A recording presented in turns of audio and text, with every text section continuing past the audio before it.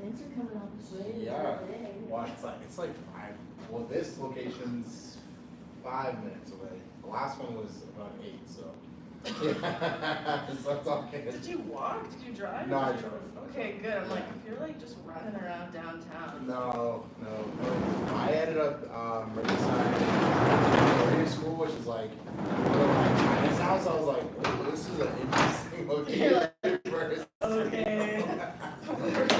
Yeah. I love that. It's like the opposite now. Yeah. It's actually cool. Okay, so these chairs can move back. Oh. I accidentally found out once. I leaned on it and it just like up and back.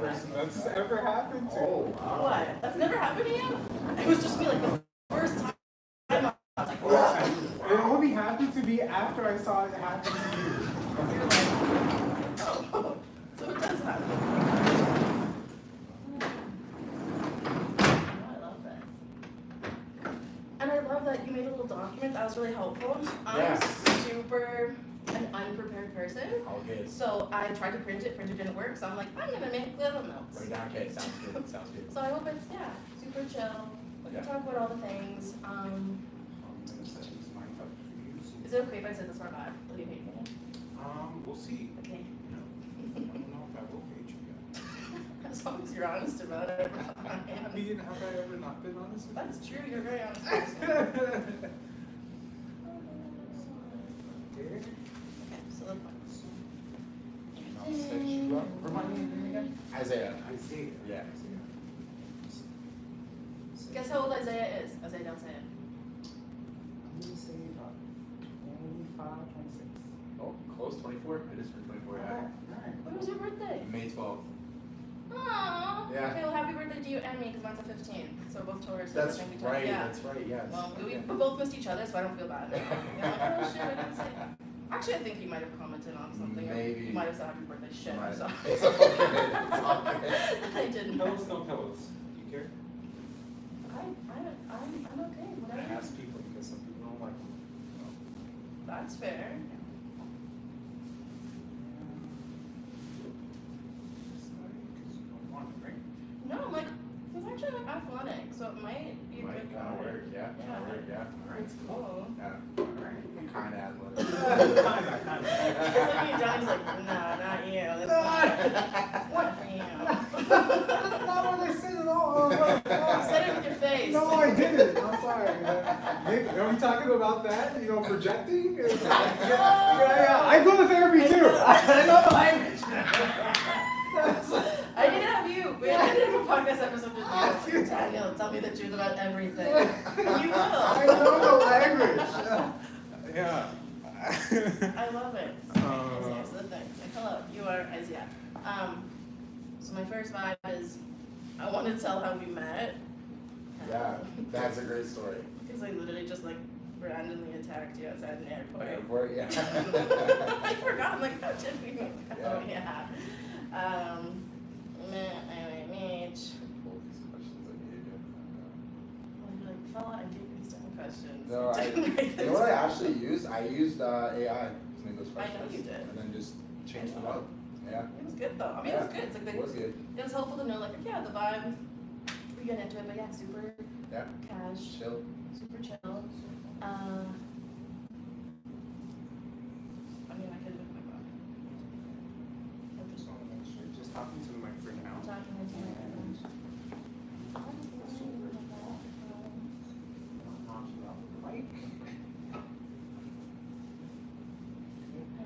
And you can easily, like, when you wherever you want to start, you can easily push it away. If you're coughing or anything of that nature, it's also good.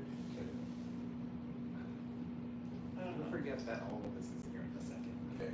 Sounds It's true good. until you like bump into Bump it. into it, yeah. And I've been told you can't get too close to it. No, So closer the if I was better. worried, I'm like, oh, I don't want to get too close, but No, the Okay, closer the better. you could be close to the mic. Yeah, So, okay. Cool. Yeah. At least that was the thing in my head. I'm like, Yeah. I was Yeah, like, yeah, distance. Yeah. no, Okay. no. Great. The closer Cool. the better, sounds better. You get the lovely basses and all that stuff. okay, was there like big points you want me to like not forget? Because we're gonna get over. We're gonna do all the things. But there's like, I need you to talk about this one really cool thing I did. No, No. Or I can just ask you straight up. Like, I'm serious with this person. Like, okay, what else do you want to brag about? There's nothing specific. Yeah, I think it's gonna all come out. So yeah. If it doesn't, I'll bring it up. Yeah. Good. Yeah. I'm glad. I'm stoked. And you did another podcast recently, didn't you say you did like a Yeah, thing? Was yesterday. it as cool as this? Say no. Definitely not. It was MRU, so it's like it's a dinky kind of college. It's a university now, but you can tell it's got a college vibe still because it's renovated. But yeah, it didn't have lighting like this, and monkey bars from this. Yeah. I'll turn off my fan, I promise. I'm just like making sure I This is insane. Right? Yeah. Sorry, and you said who owns the studio? RK? Or? RJ owns the Someone studio. else. And yeah, he's him and his wife Rowena. She does That's event his face planning. in the corner, and on the bottom of the mics is his Yeah, face. she- You recognize. Yeah, Maybe I don't know. yeah. Short Filipino guy, dope individual. Yeah, he seems really Also a nice. rapper. Yeah, he does a lot. Wow. RJ's a man of many hats. I think it's really cool because it's hard to make money doing things you love. So it's like Yeah. for him to do that, like be successful, like that's really cool. That's true. Yeah. Do you feel successful yet, Daniel? I feel successful because I left my last job. Now, do I feel successful in, like I'm in the place that I want to be monetarily, providing for my family? Not exactly, but we're getting That's there. fair. Yeah, we're getting there. We're getting there. We're making strides. Oh, this is live. Okay, cool. Yeah. You guys are just hearing, oh, you have 2 people. Yay! Just hearing about my That's why I life. said like YouTube live, like I don't have subscribers, so no one's gonna show up. It was more just so I could like record it and then post on my Patreon after. Okay, cool. That's So really don't say it. anything incriminating. Yeah, I mean, yeah, anything you say, it's the 2 people to watch. Also, I need to get my freaking like watch hours up. I've heard people say that vertical lives is the way to do it. I don't know. Okay. Are you into like content creation? Slowly getting there. I got an Osmo Pocket 3, which has been fun. I love it. Yeah, it's Love it. cool. It's so good. It's such good. a good Do I camera. look like shit? I don't know. I don't even look at myself. That's good. What? Do I look like shit? You're honest. I wouldn't say you. No. Oh my god, okay. Things that I can fix in like 5 seconds. Kind No, just flatten out. Just flatten out. You're good. You know, just the flyaways and you're fine. Flyways will always be there. If I have like an eyelash on my face, you'll tell me, right? I don't see any stuff. Okay, because it happens sometimes. Yeah. Those things I fall, Okay. or I don't know. That's it. Yeah. So you were in Calgary like literally yesterday? Literally yesterday. Did you Yeah. go back yesterday or today? Yesterday. Yeah. What were you in Calgary for? For a summit, the Healthy Campus Alberta. Was it worth it? Do I need to try to go another time? Or was it kind of It's definitely not what I would strive to go to again unless I had a reason. is it more like corporate-y, schmorporty, like edgy? It's actually not. Really? It wasn't. It's very chill. Like it's way more chill than Vancouver. Like not academic at all. Like not even close. Who was like the target audience though? I feel like it's never us. It was supposed to be students and Oh. people that are on campuses doing initiatives and campaigns. Oh, so actually So, was geared yeah. towards younger-ish people. Yeah, absolutely. So it was good. It was good. I didn't tell you this last time, but it's perfectly fine. Like, if you want to keep your shoes on, you can. If you don't want to keep your shoes on, that's okay too. I mean, it seemed very like you come in, shoes. Yeah, no, like, if people that are actually here, if they didn't plan to take off their shoes as well, like, it's fine. So if you want to keep your shoes on, you can. If I'm you're good to be Is it casual. because my feet are in the That- shot? No. His feet are gonna be shot too, from the white. Okay, I appreciate that. I I'm like didn't tell you that the last time, so I didn't. Maybe you just assumed that that's what. 100% that I Yeah, assumed, like, okay. it's like no shoes on, for sure. Yeah, okay, alright, cool. No, everything's very clean. There's shoes Yeah. by the door. You kind of, break that. You make an assumption, like you take off the shoes. Fair enough. Yeah. Yeah, thanks for the option. All right, what are we doing? Okay, great. So I will give you the 10-minute warning at 35 minutes. Okay, Make sense? yeah, I'll try to ignore it. Sometimes I want to be like, yeah, good, I see, but yeah, I'll just. Yeah, I'll be over on the camera. see, I'll yeah. linger there for quite some time. You'll realize, and then I'll give you the 10 minutes. Okay. I don't even. Cool. Let's just double check the sound one more time. Tell me what you have have for breakfast this morning? What did I have for breakfast? I had some banana bread, I had some kiwis, and yogurt. Nice. Yeah? Do you count calories? Not really, no. Have you done that in the past? I actually haven't. No, I not a can't. macro guy? No. I just like Not a watch macro what I guy. eat, just make sure I have the right food. Yeah. But no, counting calories? Yeah. Nobody got time for Yeah, that. I do. I'm lying to you. I don't. Just wait, we'll do an episode about diet culture and you'll be really into it. I'll show you all the culture. I meal prep. I do that. Yeah, so yeah, that's meal cool. prep as well. I do it because I'm also like super. I'm not clinical OCD, but I think I might be getting there. What makes you think you're not clinical OCD? Just because no one's diagnosed. Because I won't obsess if something isn't straight. Like if I like see something not straight, it won't like follow me into the next day. Like, oh, that wasn't straight. But like at times. What about things being like just right or a certain way? Because I get that. I don't need straightness or order, but I need things exactly the way I want them to be, even if it's chaos. Yeah, it depends on where I am. Like when I say where I am in terms of what my stress level is like and what my workload is like as well. Yeah. I find in times of high stress, yes. That makes sense. Like that But- agitates that. Yeah. But like if I'm like chill. Yeah. If you're not Okay. distressed and Yeah, you yeah. think if it's not like impacting like Yeah. your life, Yeah. that's like the biggest. That's thing, exactly really, it. for you. Yeah. So I don't see myself having to go get diagnosed or tested for it yet, but if it gets worse, maybe. Oh my god, I was speaking to a guy yesterday and he was just talking so much, and in the middle of the conversation I was like, do you have ADHD? And I was like, wait, I shouldn't actually say that to people. Like, it was not like a mental health space. He's like an entrepreneur. I'm like, I'm sorry for just saying that, actually, that's probably not cool. He's like, yeah, someone said that to me before. I'm like, okay. Just the way you talk in circles is the way I talk in circles, and I recognize it. Yeah, that's funny. A lot of good entrepreneurs have ADHD. So. Yeah, that's what they the say. thing. Where That's what they someone say. says, "Oh, everyone has ADHD," and I'm like, well, then why does mine suck more? But like, that's true. Like, I don't want to work for people. Your bottle, pen, and all that, that's going to be on camera. You okay with that? I don't work. If you're okay with that, I'm okay with it. I don't know what to do, Daniel. I don't need the book. All I wrote is how we met, life story. Okay, so Like- just put it on the side though. Yeah, put it Okay. right on the side there. You should be fine. It's my little. I can see the thing. It's like 6, 7. I'll put this here. Maybe. I like wasn't nervous, now I'm like, I'm doing a scary thing. I'm too tired to be nervous. I just came back from Calgary. I'm just like so. That's like, what I'm saying. I'm like, you seem fine, but I'm like, I get exhausted doing stuff like that. I'm like, oh, Calgary, all the way back, doing this Yeah. thing. It'll hit me on the weekends after I go to work on Saturday. Yeah, it's all good.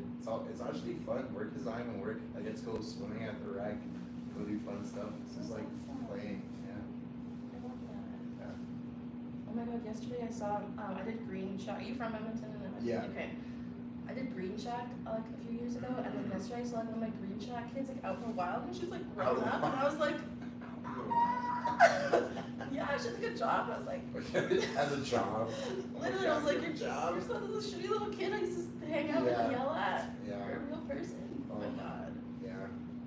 Do you get that? Do you ever see your people in the wild, or are they just too young? They're kind of too young right now. I think it's more so people that taught me that I see now. I'm like, oh, this must be really awkward for you. It's like, you're aged.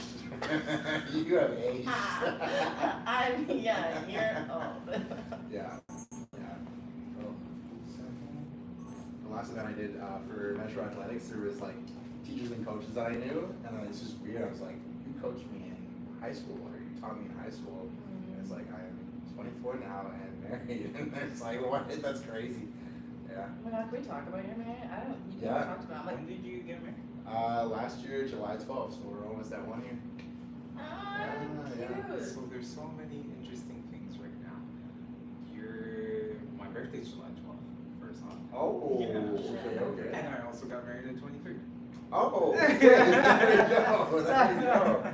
Yeah. Weird. Yeah. Ah, okay. I was gonna say, like, why'd you get married so young? I'd ask both of you that. Yeah. Yeah. To be fair, we were together for 8 years before we got married, so. Yeah, that's fair. Yeah, so we got together in grade 10. Okay. Kind of hard to get married grade 11 or 12. Yeah. It's not really legal. And I mean, like, 23 is not actually that young. I just, in today's age, we're like getting, like, I'm thinking 29 and I'm like getting married. I feel like I'm gonna hit that when I get, when I get to 30. I'm When I gonna be get like, old. Oh my goodness. Yeah. 30? What? It's gross. No, He's older than me, I feel better. I'm not the hits you like How old are you? I'm 22. I was like, that was a really good one. It came out so easy. 32. Oh yeah, I forgot. 32. 32. Okay. 32. How does 32 feel? 32. Actually, I feel the best I've ever in my life. Because I actually take care of my body. Yeah, 20's I go to sleep. Yeah. So I don't have as much energy. That much I'll say. But Just with kids, like that kid done. kid done. You're done. Kid. You're like, do not put that out in the universe. We don't need more. So I'm having a problem with this. So just give me 1 second. Okay, I'm chilling.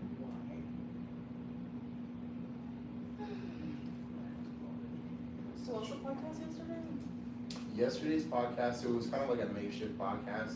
It's someone I know that's doing a master's degree, and they did a podcast for their final projects of their master's degree. That's So I cool. think, yeah, it was kind of just like a one and done kind of thing, but I think they are gonna put it somewhere, I just don't know where.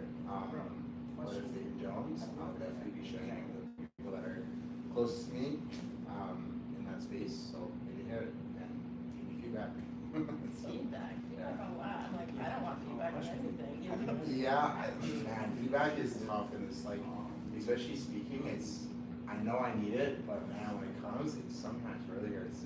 Oh my god, Katie, literally today I was like prepping, because next week, Wednesday, I'm flying to Toronto to like go do a talk at a thing. Yeah. And then fly back the next day, it's gonna be insane. Oh. And I don't do talks. Like, I don't, but it's not like a talk, it's like, I'm telling my story. Which I think is more chill. It's where it's like 5 minutes, it's not much a big deal. But I'm like, how do people do like keynotes? Like, how do you stretch that into like an hour? Like, that feels crazy. Okay, that's a great question. I don't know. I don't Like, know what to tell you. How I do you just, just keep talking? I don't know. That's a good question. Is it because you like do slides so you can like pace yourself? Or I don't really have slides. Like I do, but there's no words on them, so it's all up here. That's fair. But yeah, I feel like once you just know it and it's like in you and it's something you're passionate about, as long as you practice talking and freestyle and just speaking more and more, it just gets easy. So Yeah, I was also looking if you have like a thing you wrote and like that's the thing you do over and over, like maybe it feels yeah, comfy, or do you find that you just, oh, you know what, like what I want to talk about, and you just kind of like freely talk about the thing? no, Or it's you, like, all structured because yeah, it has to hit a specific way and there's techniques for that. A lot of those techniques are kind of something similar to what you would see in a TED Talk, how they like tell a story and everything's very aligned. But I haven't given a single keynote so far that has been a repeat. Like from the first time I did it, it's been way different the second time, and way different the third time. Is it like the same structure and you just like change it for the event you're at? All the stories are pretty much the same.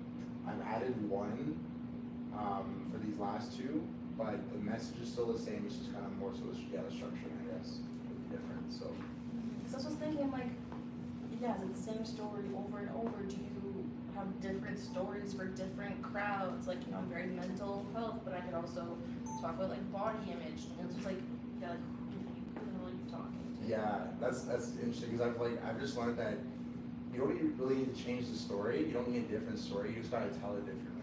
And That's fair. I mean, it's like your story, so it's not like Yeah. you can have a different story. Exactly. It's your life. Exactly. And I've had times where I'm like, I'm gonna tell this story this way, and then I get up on stage and I tell it completely different. I'm like, that was way better than I've ever told it, and then I use that in another script. So Do you film yourself when you do it? Because you should start. I usually do. Oh, Yeah. So the last one I did, I didn't. I had my camera, and for whatever reason, it didn't record. I must not hit the big red button. See, that's why I'm like live, so it's recording and Yeah. saving in So, real time. Exactly. So, but the last one I did was recorded, so I have all that film. It helps with just promoting as well as coaching myself up. So, Okay, so how did you, just so I can establish stuff since we're recording now, did you just teach yourself how to speak to? How to speak? Yeah. I would say having grown up in church, I've just seen lots of people speak, and I've had opportunities to speak publicly. That's all I wanted to know. Good. I knew it. I knew it. I was like, yeah, I was a pastor. Oh, there we go. There we go. Taylor, everyone I meet is like connected to you in some way, and I don't. That's like, why? I swear. Well, in church culture, we'd say God is talking to you. Yeah. You guys bring me to church or something? Is that what I need to There's a song for that. Bring it to Yeah, literally. So, Yeah. yeah. Well, that's a different type of song. It's a different type of song. Different type of church. Yeah. He's talking about sexual experience, but that's a different. Oh, good for him. Yeah, good for him. Yeah. Okay, so we're ready to go. Everything sounds really great. I would just say you just need to raise your mic. I was gonna say, like, You seem a little quiet today. Just a little bit. Yeah, usually you're a lot more, so we need to bring that energy today. Interesting observation. Yeah. When I'm more anxious, I'm more like outward. Okay. So maybe like I was like. So you're anxious. more. I think I'm more calm. Okay. So actually, Yeah. I'll take that. You're feeling a lot more comfortable. Yeah, it's not like a bad thing. I know it's like it could be more fun when I'm like more outgoing, but it's when I'm like dying from anxiety, I try to mask it with fun and humor. Well, no, I like this side too. That means that you're chill. Yeah, I'm more chill right now. We'll see. It might change. Yeah. All right, cool. So we're good. So we're just gonna run everything. We're not really gonna cut anything in particular, unless you say something that's gonna get you canceled. Okay. She knows this. Yeah, I try not to say things. Yeah, and I'll give you an example. We had somebody on that very couch threaten that he was going to go to Danielle Smith's house and shoot her. Oh. So we had to cut that. So like, okay, we'll make it. We're talking at that level. Wow. Okay. Oh snap! We're live. This is not good. When I say I don't have subscribers though, like I promise I don't. Yeah, but there's like 5 people now. So But then they're I can make it unlisted and then post on my thing. You're Yeah. it's gonna be fine. Yeah. All right, cool. Either way. Glad you remembered. I forgot that. All right, so either way, we're ready to go. So whenever, if you want to break the fourth wall and actually speak to camera, this is your camera here. You don't have to worry about this camera, and you know where your camera is. Yeah. So in 3, 2, 1, it's all yours. Hello, welcome to Stay a While. That's the podcast. And I hate intros, so this is Isaiah. Thank you for being here. Yeah. I appreciate it. And who are you? Tell me who you are, and then I want to tell the story of how we met. Yeah, absolutely. So I'm Isaiah. Pronouns are he, him. Oh shit, pronouns. Yeah. Do you want to throw yours in? Fella, she, they. Awesome. Yeah, Okay. thank you. Yeah, Isaiah, pronouns are he, him, and I'm a little bit of a mixed box. I'm a student finishing hopefully this fall. I also do a lot of mental health advocacy work. I'm a keynote speaker specifically on the topics of mental health and resiliency. I speak to junior highs and high school students. And then on the weekends, I'm also a team lead for adaptabilities, working with youth with disabilities. And yeah, it's a good life. I'm loving it. So when you meet random people and they ask what do you like give the whole list? Or does it depend like who you're talking to? It usually depends on who I'm talking to. In these spaces, I like to give the whole, plethora, because that's who I am. I'm a mixed box. So, I get yeah. nervous. They're all like so innocently like, oh yeah, what do you do? And I'm like, well, I do. And then I just panic and then they look at me like I'm crazy because I am. But No. so good for you for actually like being proud of or confident in it. Yeah, You know what I I'm mean? proud of what I do, and I think you should be proud of what you're doing. Otherwise, why are you doing it? Do something else. Great question. I'll take that to therapy. I'll think about it. I'll reflect on it. But how we met is funny. So you're at the IAYMH Youth Mental Health Conference in Vancouver, which was chill and expensive and inaccessible, but also cool. And there was a bunch of like keynote speakers and stuff. And then I remember this like guy would go to the mic and like always ask a question, but they were good questions. And I was like, oh, who's that guy? Is he like a doctor or something? This was a very like clinical space. And then flying home, I saw the guy. And I was like, oh, guy's going to Edmonton. is that the guy? And I was like, wait, but I don't know if that's the guy. Like, don't go talk to him if it's not the guy. Oh my God. And then we were leaving. My partner and I were about to like get in an Uber, and I was like, I have to do it. So I literally just walked up to you. I was like, hi, were you at that thing? Were you at that IUIMH thing? And you're like, yeah. I was like, okay, cool. Me too. Let's be friends. I don't know what to say. I like gave you my email and then like ran or something. Yeah, I couldn't catch your Uber, but yeah, that's basically how we met. I saw you a few times at the conference, and there was just too many people to There's too many introduce people. yourself to everyone. It's So ridiculous. yeah, I love how we met. I would not change it. It's pretty cool. Pretty cool. It's just like, okay, I'm just gonna, sorry for attacking you verbally outside an airport. Yeah. For doing your space, but I'm glad that we met. Like, it was so random, but it's cool to meet other, like, mental health advocates, because I mean, the ones I know are in, like, Ontario or something. I'm like, oh, now they get the prairies. Not that people should be in the prairies, like, it's not, I don't think it's a fun time, but it's nice to have other people to, like, talk to and relate to, even though you're young and Yeah. can't relate to, like, maybe being old, but No. it's okay. We're not that far off. No, I mean, like, being a mental health advocate can be really lonely. I feel like a lot of our work is online, and so you see our faces and you know who we are, but we don't get the chance to connect. So it's good when we finally have people that connect, and we can do things. We can collab. We can make projects and initiatives and things like that. Yeah. So tell me your thing. How did you end up here? Why do you care about mental health? What ick things happened in your life that made you want to help other people? Yeah, that's perfect. Give me all your trauma, but actually, like, you don't have to. Like, you know, tell what you want to tell. Absolutely. Get your shit out. Whatever. It's up to you. Absolutely. I heard a quote that said, "I recover out loud for those that are silenced." Who said And- that? I need to repeat that. Yeah, it was actually from the summit that I was at this week. Yeah, the Healthy Campus Alberta Summit. And when I heard that, I was like, wow, that just, I always knew why I did what I did. Can you say it again? I'm sorry. Yeah, I hope I'm saying it right. I don't but- care. It's really, whatever you're saying is still good. Yeah, so, I recover out loud for those that are silenced. Those that are silenced and trying to recover and can't. So, That is so good. yeah. Oh, I'm stealing that for sure. Thank you for Go saying ahead. that. It's not even mine. It's not even You mine. stole it, I'll steal it from you. It's Yeah. circle of life. Yeah, but that's truly why I do what I do, and I love how you said it, the ick parts of my life, and I think things got icky before I even really was aware of it. When I was in high school, I was very focused on athletics and academics. I was a football player for 14 years. By the time I got to high school, I'd been playing already for about 7 years, and so when I was in high school, I had a lot of anxiety because I put so much pressure on myself, and lots of people will be like, was it your parents? Like, who put That's that what I'm pressure saying, like, yeah, on you? was anybody external? I honestly, I can't say that. Like, no one put pressure on me. No one told me I had to be a football player or had to go to school. I wanted to go to school, and I wanted to go to university. I wanted to be a football player. So I just put that pressure on myself, and even up to the point that I got to high school, I had no reason to be anxious. I had been very successful, and it's funny because I didn't really go out of my way to say, hey, I want to be a football player. It was a friend that introduced me to the game and was like, hey, let's play together. And so I played. I put on the helmet and I didn't take it off for a really long time.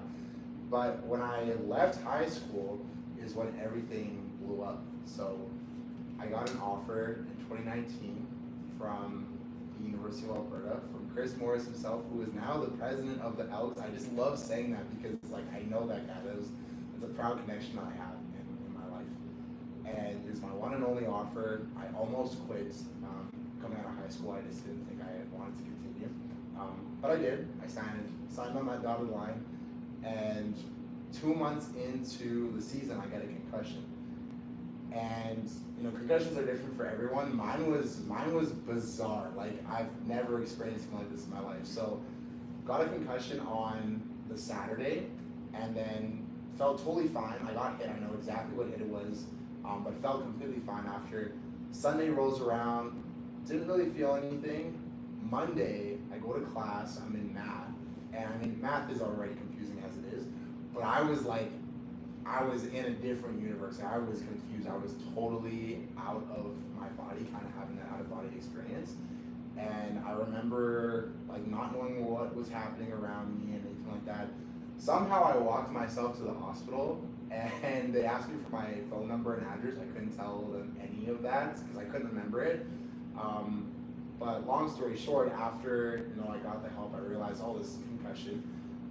My whole life changed. I couldn't go to practice. I had to lay off of sport, and I had to lay off of school because I couldn't read. I couldn't study.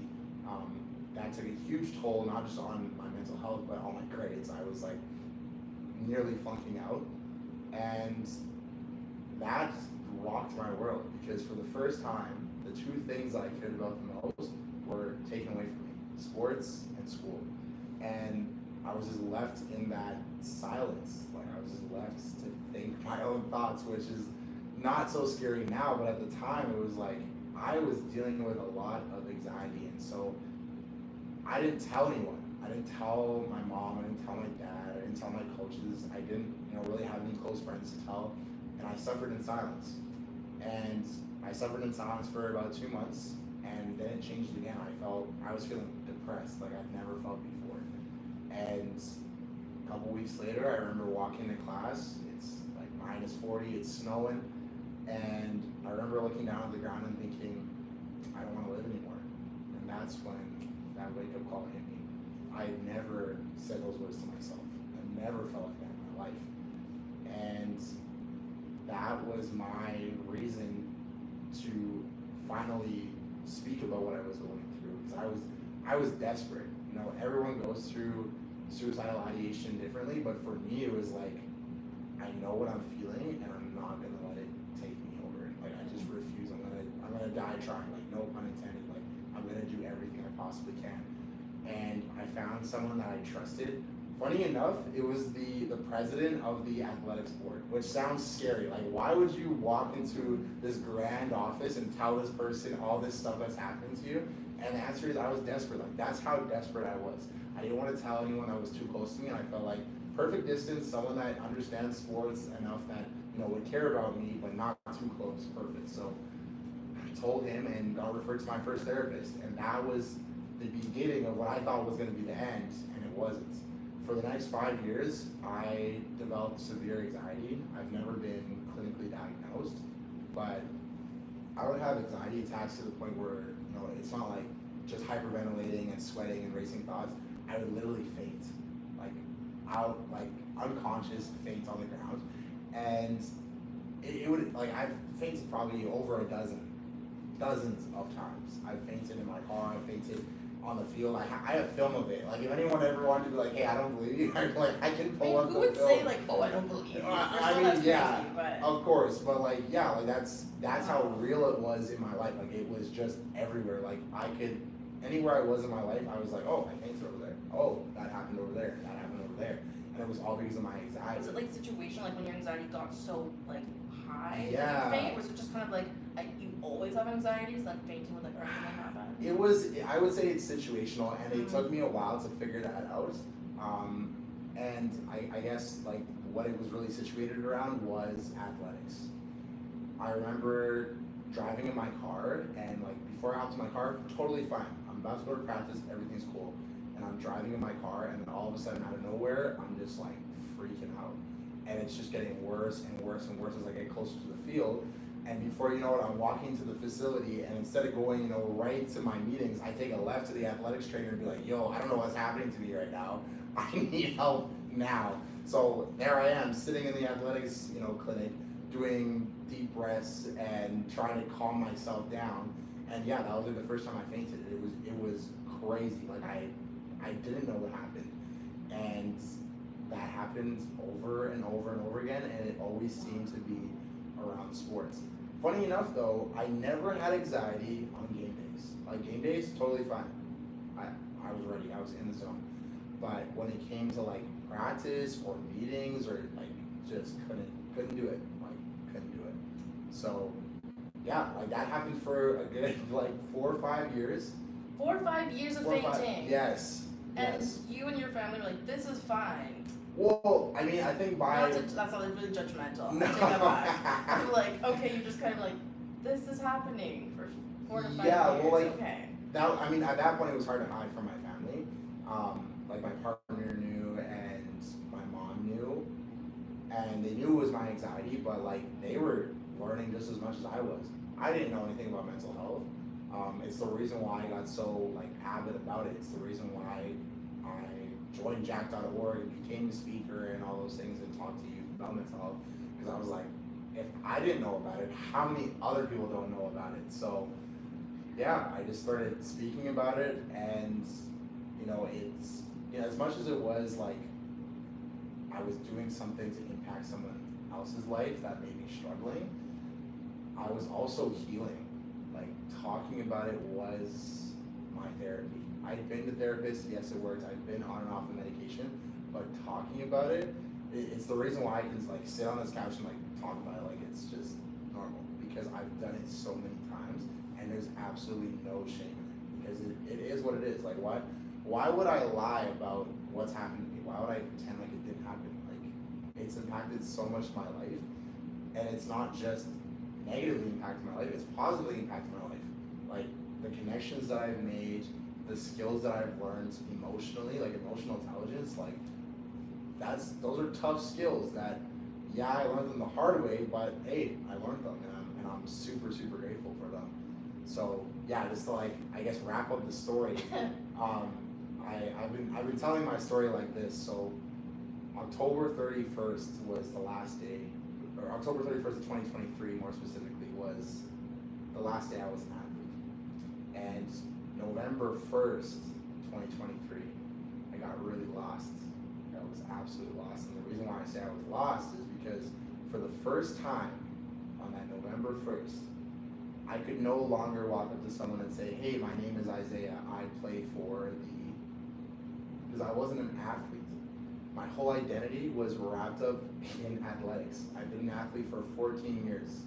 I put all my pride and all of who I was on plays and tackles and awards, right? So when I left, it was like I had to figure out who I was. Like I didn't know who I was, and that took, I'd say it took me a good year to finally figure out like what I wanted to do and see that there's a life after athletics. And it's funny, we're all like, as athletes, I feel like we're warned about it. It's like I was writing in my journal and thinking about the times when your coach is like, yeah, I remember when I was an athlete, enjoy it while it lasts. And it's kind of like these warning signs, like, what do you mean? Like, why are you saying it like that? And it's because they know that when it's done, it's done. Like there's no going back. And the pain that you feel, especially for those athletes that have been playing for so long, it's a huge hole that's just left. Like you can't, there's very few things in life that'll fill that. But I found that, you know, it is possible to fill that hole. No, I can't strap up my helmet and go, you know, hit somebody and things like that. But, you know, being an athlete is not about how many points you put on the board. It's not about the heroic saves that you make in the game. Being an athlete is a true transformation. The reason why I know I can do hard things is because I woke up how many times for 6 a.m. for a coach to yell at me and tell me to do the same thing over and over and over again, even when I didn't want to do it. And it showed me that I can do really hard things, right? It's a transformation. It's why, you know, for a while, you know, yes, I loved the game, but I loved training. And that's because it was a process. I love the process. And every good athlete, like NBA, NFL, they will tell you, you gotta fall in love with the process if you want to be good. So yeah, that's my long-winded story, but that's where we're at today. That's where we're at. Thank you for sharing that with me. I feel like I just watched your life. Yeah. But my question is, I understand what you're saying. I'm like, okay, you're no longer an athlete. You've like tied your identity to that, perhaps your self-worth. I don't know, not putting words in your mouth. Yeah. Who were you before you were an athlete? That's a great question. And you know, it's hard to think about that. I started playing sports when I was 7 years old. So I don't know, how many things do you remember like before 7? Unfortunately, way too much. Yeah, okay, there you go. Okay, maybe that's a bad question. Maybe some people remember a little too much. But like I don't remember. Like I really don't remember. I can say like, yeah, I was a shy, quiet kid, but like I don't know like what my interests were or what I did. Like I don't know what I did. I don't know who I was. And that's why I think it's like hardest for athletes that have been playing for so long, because that's literally all they know. They grow up in a family that's watched the sports that they play. They're going to games all the time. They're most likely multi-sport athletes, so they're like their whole life is sports. So yeah, I don't know. That's a great question. No, that makes sense because you were so young when you started. I was just thinking, yeah, so that was just interesting. Like, okay, like yeah, how did you feel like pre-athletics, and like I really resonate with what you're saying about like you threw yourself into sport, you threw yourself into school, you know, kind of like overachieving perhaps, that I very much relate to. And so for me, it was like overcompensating because I thought I sucked and that I wasn't enough. I'm diagnosed and treated ADHD, and so I had to like be perfect or like prove myself in the world, which is interesting. So I hear also how deep it is when that's taken away. The concussion, you can't do school, you can't do sport, like that's huge, especially if you've tied any part of your identity or yourself to those things. Just reflecting. Also, your story about how you even found out about mental health is so similar to mine. I didn't get a concussion, I didn't play football.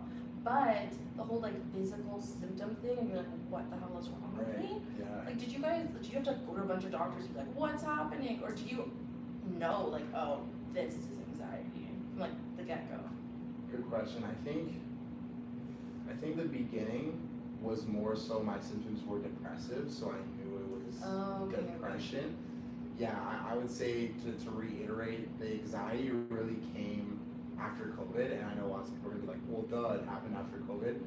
Was it totally related to COVID? Yeah, of course. I'm not gonna say that's not a factor, but I feel like after COVID, that is when like I got the chance to start on the team, to be a really active piece, and that's where all the pressure started to come in. So I feel like it was a lot of external pressures, but I know for my anxiety, like when I was fainting, I would say, I don't know whether to call it a small piece of me or a big piece of me knew that I was fainting because of my anxiety, but because I was an athlete, I had to make sure like it wasn't like my heart or anything like that. So yeah, I went to doctor, and usually these doctor visits were not appointments.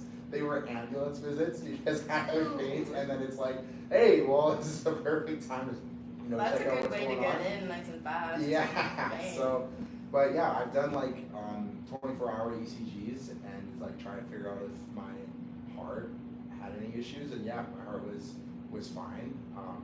So like after I did all that testing, I was like, there's no doubt in my mind, it's anxiety. So I decided to accept it, and when I started to accept it, I don't want to say it got better, but it just became a little less blurry. Like I knew what I needed to work on. I didn't need to like shove pills down my throat for my heart. It was like, no, maybe I need to shove a couple, love bugs down my throat and show myself some compassion every now and then. That was so cute. Yeah. I love that. I have a really hard time being compassionate with myself. Yeah. How do you do that? Are you good at that? You seem like, I don't know, you just seem very like chill and like centered and like stable. Can you tell my wife that? I would love to. Yeah, I feel like that, like lots of people will tell me that, like, yeah, you seem like you got it all together. But I feel like yeah, okay. I'm like really good at masking. I feel like I'm very good at masking. And I feel like I got really good at it with my anxiety because I don't want to say that I can control my anxiety, but it was like if I was having an anxiety attack and I knew I just had to last like the next 15 minutes before I could be in private, I could hold it together, and then as soon as that time was done, it's like, okay, I'm gonna faint in the bathroom, so see ya. Right? Oh my gosh. Yeah, I've just been able to mask it, but I think also it's hard to be compassionate to yourself from an athletic point of view because it doesn't happen very often.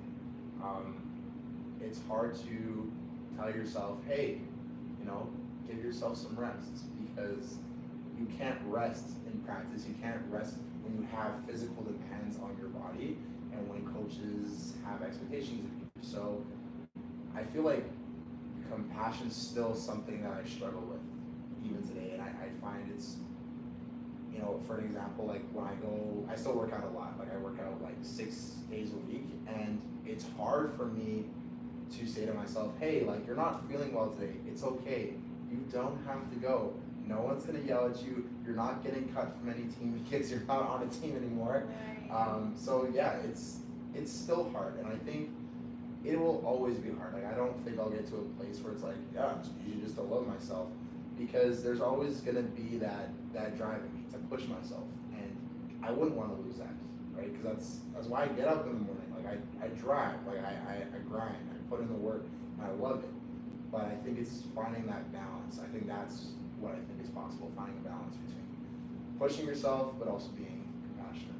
Okay, literally, that's what I was talking about with my therapist, because I'm like really hard on myself, Yeah. and she's like, hey, what would happen if you were nice? I'm like, well, maybe I wouldn't accomplish the things that I want to do if I'm just like, it's okay, Rafaela, peace and love, you don't have to do it. Then maybe I won't do all the things, that I'm passionate about, that I have to push myself to do. And so it's like, I have to be hard on myself, otherwise, what if what if I'm just like mediocre? What if I just give up and I just live like a normal, boring life? Like that would suck. I think a lot of people deal with that. I was actually like struggling with the same thing this week, and this week it just hit me. What if I just gave myself permission to fail? Like what if I just allowed myself to fail? And that sounds like, oh, you're lowering your standards. Why would you do that? But it's like, no. Like what if I got to a place where I was no longer afraid to fail because I gave myself permission to fail? Would I strive that extra mile that I need to succeed, right? Because I feel like everyone is very close to succeeding, but it's like that extra little bit that they don't push because they're scared. Because if they push that little bit, then it's really embarrassing if they fail. But I feel like that's what it takes. Like if there's one thing that I've learned from athletics is you gotta go all in. Otherwise, you deserve to lose. Like it sounds really harsh, but if you don't like selling a product, like if you didn't believe 100% in what you were selling, if it was a product, why would anybody else buy it? So yeah, like to you and to viewers, like give yourself permission to fail. Like it's okay to fail. Like most people fail before they succeed. And that's unfortunately, social media just highlights like the good points. Like, oh, how did they get to that success? And it's like, no, I've gotten to a point where it's like, no, I actually want to see where this person failed and fell on their face, and I want to see how many times they did it. Because if it's 20, it's like, well, I only got 15 more to go, and then I'm gonna be there, right? Like, but yeah, that openness to fail, I think, is important to succeed.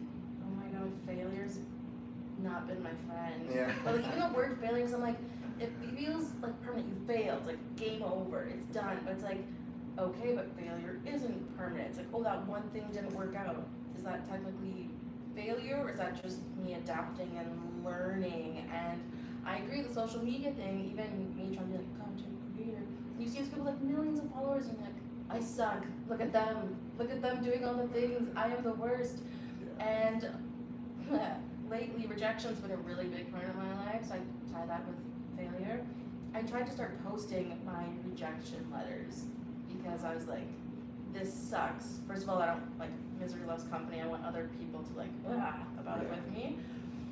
But it was like in the same, like, okay, how can I in a way like celebrate the rejections or celebrate the failures? I'm trying to like trick myself because I still think they suck. I'm like, oh, let me trick myself into thinking this is fun.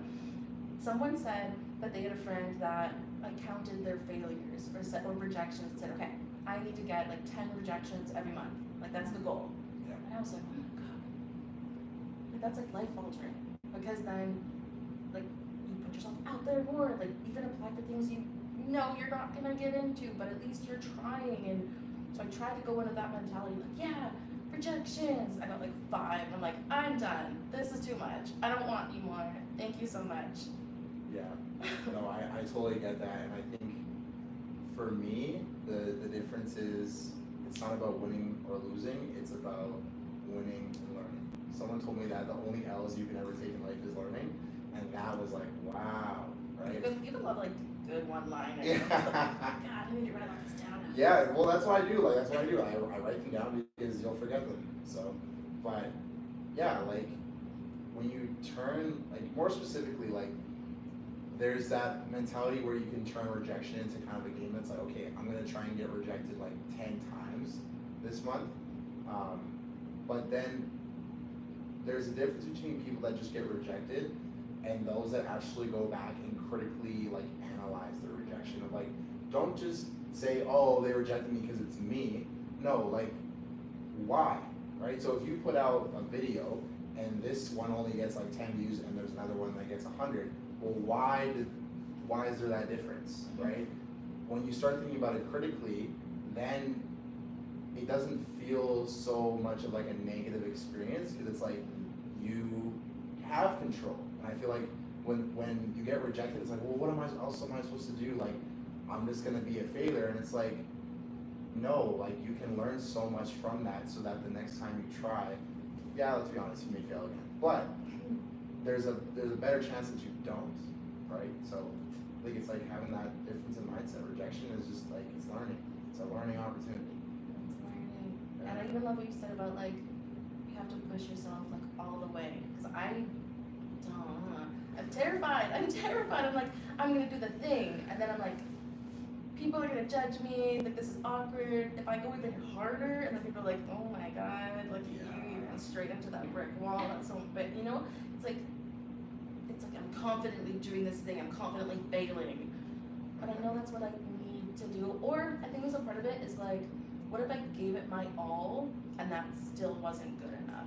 That means I suck. I'm like, oh, I missed the deadline. Is easier than they rejected me, or oh, you know, I just was scared to do that thing is easier than I gave it my all and they don't like my all or something. Even though I know what you said, it's like not necessarily all of you, but I take it as that. I'm like, I suck, they hate me as a person. So I think that's where it's like I need an excuse to not like really internalize it, which sucks. But do you apply for things? Do you do things that you can fail at? I apply for a lot of things.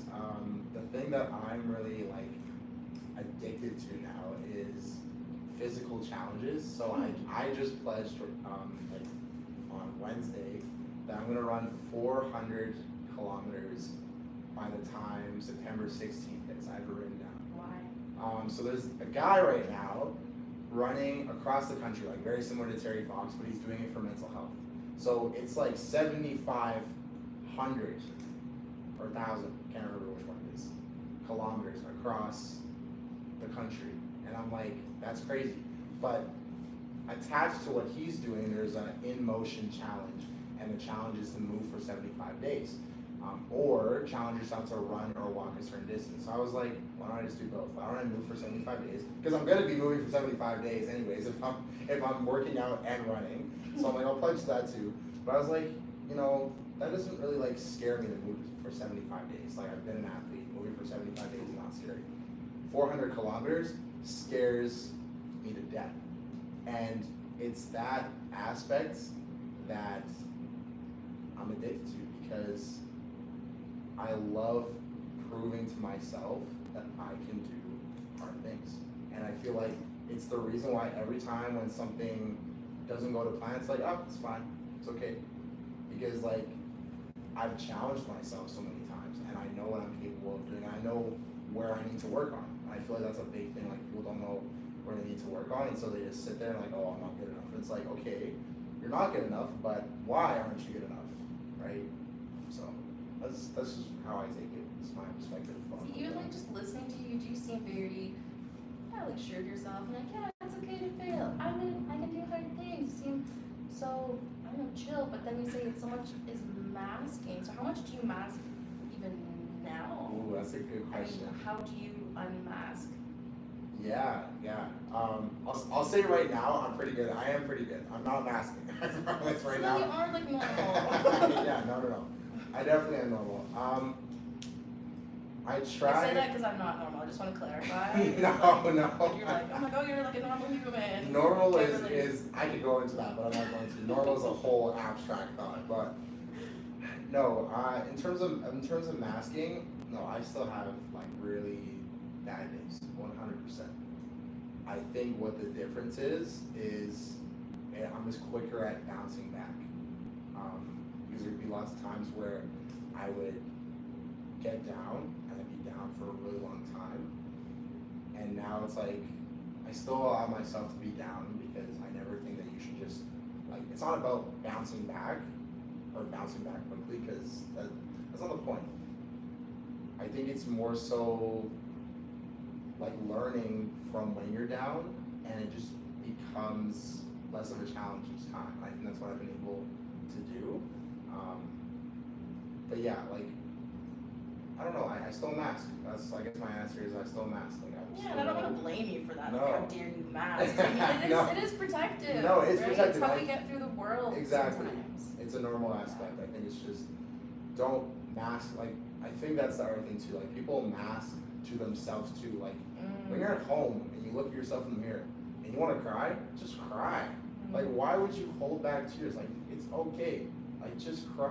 I always tell my wife that she'll like try and like hold back the tears. I'm like, why are you pretending to cry? Like just cry. You know, it's okay. Interesting. I cry so much. I can see a dog and I'll just start crying. That- And that's embarrassing. I'm like, I need to pull it together. People are judging me. No, like why? Like emotions are good. Like people say there's like bad and good emotions. Yes, there's like negative emotions like sadness or anger or whatever, but there's not like there's no bad emotions. Like what does that even mean? Like a bad emotion?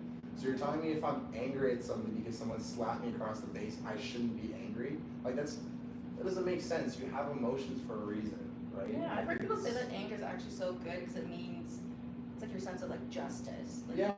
you know, someone did something wrong to you, or you, I don't know. Exactly. It's like, no, this isn't right. I need to fix it. Something needs to happen. Yeah. That's Exactly. fine. So yeah, emotions. It's good. We have like 8 minutes left, but It's all good. what needs to happen? I want to know what happens in the mental health landscape for you. So now that you're in the space, you do the talkie talks with the youths, and you're doing your thing. Yeah. In that time, have you seen like, oh, this really sucks, or we need to change this, or yeah, what are your thoughts on everything? I think right now the thing that's bugging me the most is suicide rates. Like, it's just absolutely crazy. There's someone that I follow on LinkedIn that posts about young people that have died by suicide, and it's crazy. She has someone to post every single day, like every single day, and it's like, why are you posting this? Like, why are you? But it's to raise the point that every single day someone's dying by suicide. That's insane. And when I see like people that are under 18 that are dying by suicide, it's like your life hasn't even started. And I don't mean that in the way of like it hasn't even gotten bad, buddy. Like if you're having trouble now, Yeah. but it's like no one should die by suicide, right? And I think that's the piece that people miss is like, okay, yes, we're losing people, but do you also understand what it takes to even get to that point? Like we have people every single day that feel that bad, that feel a certain way, that they feel like the only way to escape is by death. Like that's just insane. I see it a lot amongst youth, and the sad part is like they don't have safe spaces to talk about it. They don't have parents that understand or are willing to talk about it. And part of that is also like when you have circumstances where your parents are not from here and mental health is already taboo. It's huge. Those ones I can definitely sympathize with, but you know, I feel like everyone needs to get to at least a place where if someone feels like they're at a place where they no longer want to live, hold that space for them. Like just hold it. It doesn't matter why they feel like that. It doesn't matter whether you think it's valid or not. Just hold that space for them because they're at wit's end already. And I think that's what like kills me when it comes to youth is there's not enough safe spaces and there's not enough solutions for youth to talk about and to get support. person is maybe more impactful than like virtual spaces? Do you think they're both important? Because I know people are like trying to throw money at the mental health problem, but it's like, in my opinion, it needs to be like the people with lived experience doing this work, getting the youth involved, not just like consulting them, build it with the youth. Yeah, Because they know what they need, they know what they want, exactly. and I just feel like we're missing the mark constantly. It's Yeah. so frustrating. Absolutely. I think both virtual and in-person spaces are valid. And I was actually talking about this week, that there is research to show that friendships or relationships, virtual versus in-person, are equally just as effective. So it's really just preference. I think both spaces should be held, not even just for the pure fact of like, I feel comfortable online. There's a lot of people that don't have access to a clinic, so to be virtual is like amazing, or even just purely time. Like, I rarely do in-person meetings now, and it's like, not because I love meeting people in person, I prefer that, but sometimes time just doesn't permit, or sometimes I don't want to be rushing every which way around the city. Yeah, right? so Just open your laptop, slam it shut. yeah, Done. exactly. And like you said, the co-creation I think is super important, and that is something that I'm actually seeing a lot more of. Like, even the conferences and summits that I'm going to, people are like boasting about how many youth and people that are the target audience are actually there having the conversation, because it is important. Because if we're gonna create solutions but not ask the people that it's intended for if it's gonna work or if that's what they need, we're wasting so much time and money. Absolutely, absolutely. And I agree like 100% with literally everything. I hope people listen to that. Is there anything else you need the world to know, or you need to get off your chest, you need to help the people that are struggling in the world? You have to fix all of the world's problems in In 5 a couple seconds. minutes, Ready? Oh, honestly, there's so much going on in the world, and it's affecting a lot of people. Like, it's crazy. And yeah, for real, like so many things that are happening around the world, and for me, it's weird, because it's like, sometimes I'm so focused on what I'm doing and mental health that I kind of almost forget about it. But I forget about the fact that people are affected by what I'm ignoring, which is like the world. I just want to see people be kind, like just kindness. Like, does it really matter whether someone is purple, orange, or yellow? Does it really matter if people believe that the sky is purple? Does it really matter to the point where we have to threaten people's like basic needs and their lives? No, it just doesn't make any sense to me. So yeah, I think that's like the number one message that I'm really trying to practice myself and preach, is just be kind. Like, just be kind to people. Like, it's the simplest thing that we can do to make an impact in somebody's life. And we may not have all the answers right now. We don't have the best resources for mental health, but I can tell you many times where people have just been kind to me when I'm struggling, and it doesn't fix everything, but it gets me to the next day. And sometimes that's all I need. I just need to get to the next day. 100%. Yeah. Be kind to others, be kind to yourself, all of that. Yeah. Thank you, Isaiah, for joining me on the podcast. Of course. That's it. Cool.